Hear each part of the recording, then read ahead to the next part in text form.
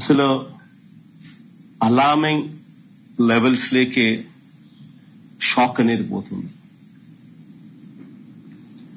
లక్షల మంది క్యాండిడేట్లు పెట్టుకున్న నమ్మకాన్ని చంద్రబాబు నాయుడు గారు వమ్ము చేస్తూ, స్కాములు చేస్తూ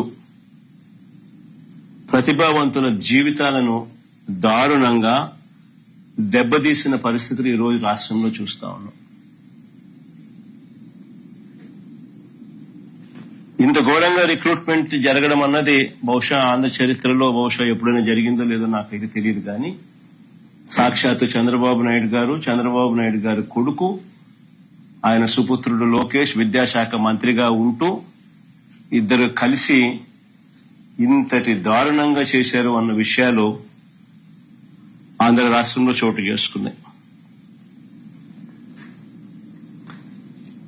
నిజంగా చంద్రబాబు నాయుడు గారిని ఒకసారి గమనిస్తే ఒక అబద్ధానికి, ఓ మోసానికి, ఓ వెన్నుపోటుకి, ఓ దగాకి, ఓ స్కామ్ కి,